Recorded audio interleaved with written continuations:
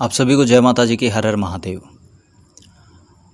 आज काफ़ी दिनों के बाद मैं इस टॉपिक पर हालांकि पहले भी वीडियो बना चुका हूं, लेकिन आज फिर बना रहा हूं।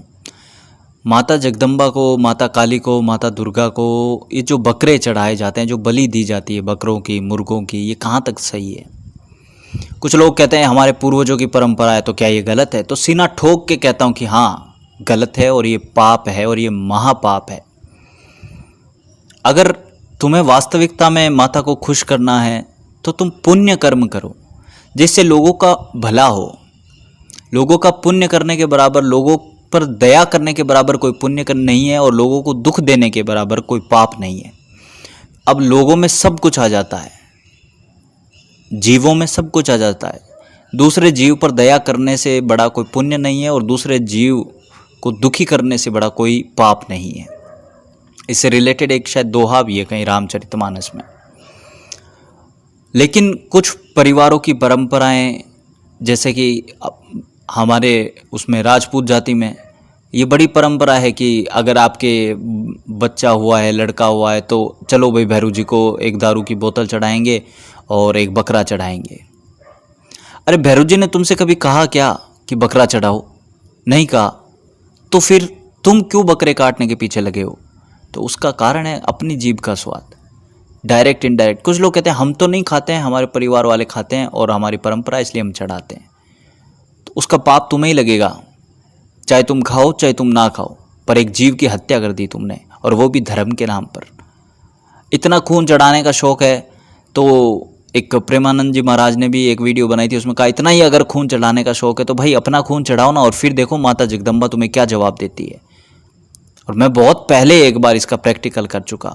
एक परीक्षा के दौरान माता ने कहा था रक्त चढ़ाने के लिए, तो मैंने अपनी उंगली काट करके और रक्त चढ़ाया था उनको, और उसके बाद में दिखा कि हाँ वो बहुत प्रसन्न हुई है। लेकिन वास्तविकता ये थी कि वो रक्त से नहीं, उस समर्पण भाव से प्रसन्न हुई कि माता तेरे लिए सब कुछ कर सकता हूँ। उसके बाद दोबारा मैं किसी चीज़ को लेकर के बहुत दुखी था, तब मैंने दोबारा वो कार्य किया। मुझे लगा कि माता पहले खुश हुई थी तो अब भी खुश हो जाएंगी और खुश होकर के मेरा वो कार्य पूर्ण हो जाएगा। जब दोबारा मैंने ऐसा कार्य किया तो माता मुझे बड़े नाराज, बड़ी दुखी उसमें चेहरे में दिखाई दी और कहा कि बेटा एक बात बता, मुझे लोग जगदम्बा क्यों कहते हैं? मैंने कहा क्योंकि आप जगत की माता हो। तो बोले बेटा अगर मैं जगत की माता हूँ तो तू भी तो मेरा बच्चा है, तू भी तो मेरा बेटा है। अगर तुझे किसी भी प्रकार का कोई भी कष्ट होगा किसी भी कारण से, तो क्या मुझे खुशी होगी? मैंने तेरा रक्त इसलिए नहीं मांगा था क्योंकि मुझे रक्त चाहिए था और मैं रक्त पी करके शांत होती हूँ। मैंने तेरा रक्त, तेरा समर्पण देखने के लिए मांगा था। और अब आज के बाद तू ऐसा कोई कार्य मत करना जिससे तुझे दुख हो, जिससे तेरी किसी भी प्रकार की हानि हो।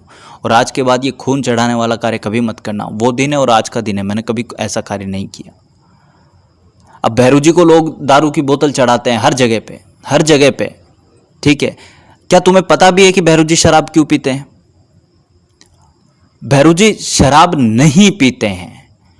केवल एक स्थान है जहां पर वो शराब ग्रहण करते हैं और शराब का भोग ग्रहण करते हैं, और उसका भी एक कारण है जिस कारण से वो वहां पर भोग ग्रहण करते हैं।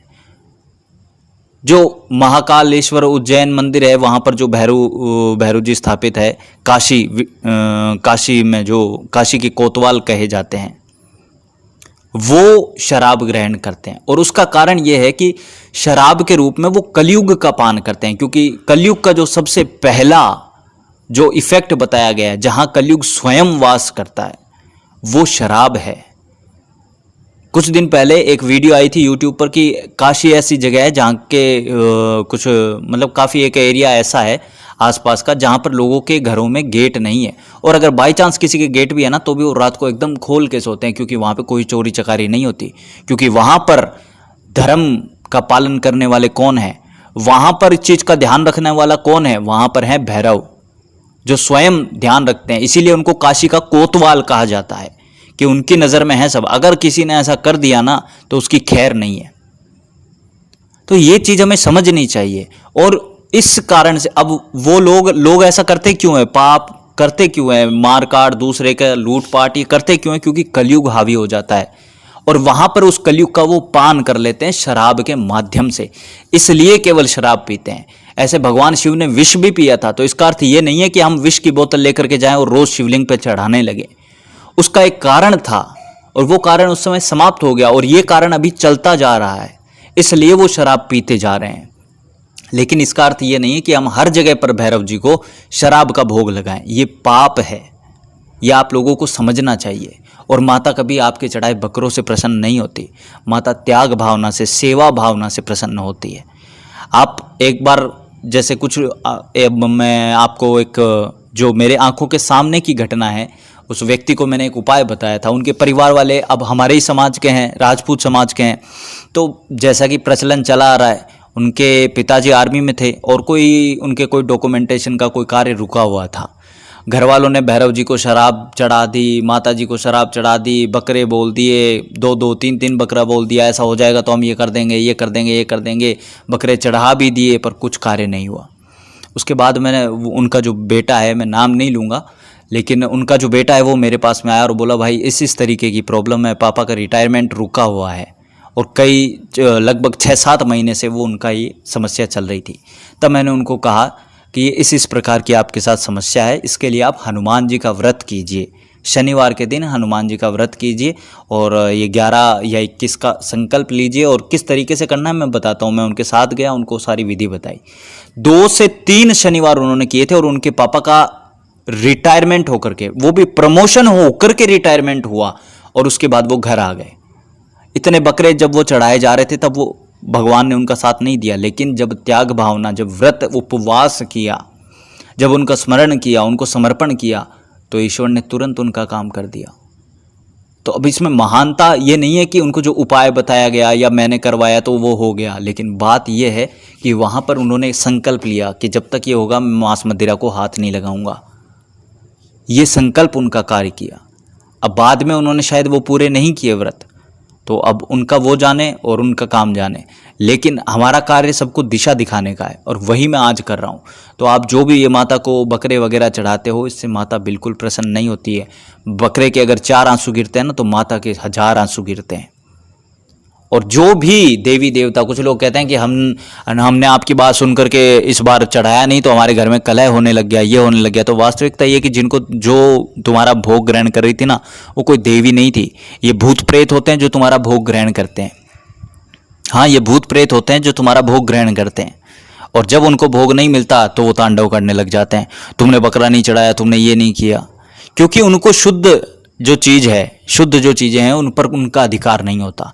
जो मलिन गंदी चीज़ें हैं उन पर उनका अधिकार होता है, मल इत्यादि पर उनका अधिकार होता है। तो ये एक प्रकार का पाप है। उस पाप के उस एरिया में आने के कारण और फिर वो ऐसा जो ये मांस, खून इत्यादि जो है इनका ये भोग करते हैं, सेवन करते हैं।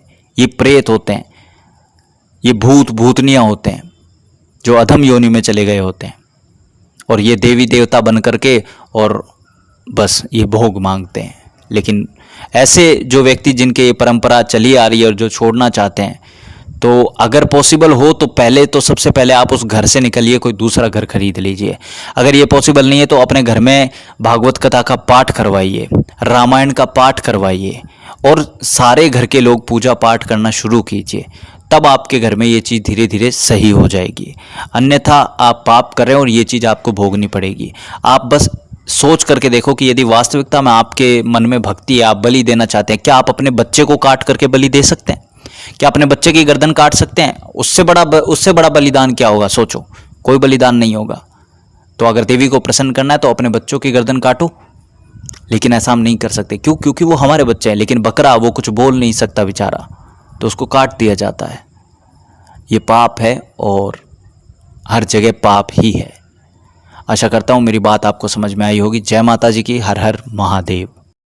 शिवा काली 64 योगिनी मंदिर चित्रकूट ट्रस्ट 18 अप्रैल 2023 को इस ट्रस्ट का एस्टेब्लिशमेंट हुआ और तुरंत ही हमने अपने उद्देश्यों पर कार्य करना शुरू कर दिया। इस ट्रस्ट के कुछ मुख्य उद्देश्य हैं: माता शिवा काली 64 योगिनी मंदिर का निर्माण करना, गौ सेवा करना, नए बच्चों को धर्म से जोड़ना और धर्म में रुचि बढ़े इसलिए उनके बीच गीता ज्ञान प्रतियोगिता का आयोजन करना, लोगों को साधना मार्ग का ज्ञान देना और धर्म का प्रचार प्रसार करना। किंतु ये सब हम अकेले नहीं कर सकते हैं, इसलिए आप सभी के सामने मैं हाथ जोड़ करके निवेदन करता हूँ, कृपया आप हमारे इस परिवार से जुड़िए, इस ट्रस्ट से जुड़िए। ये ट्रस्ट, ये परिवार आपका ही है, इसे आगे बढ़ाना आप लोगों की और हमारी जिम्मेदारी है। माता काली के आशीर्वाद से, भगवान शिव के आशीर्वाद से हम इसमें जरूर कामयाब होंगे, लेकिन आप सभी लोगों के सहयोग और विश्वास से। तो कृपया अधिक से अधिक संख्या में अनुदान देकर माता काली के मंदिर निर्माण में हमारा सहयोग करें। जय माता जी की। हर हर महादेव।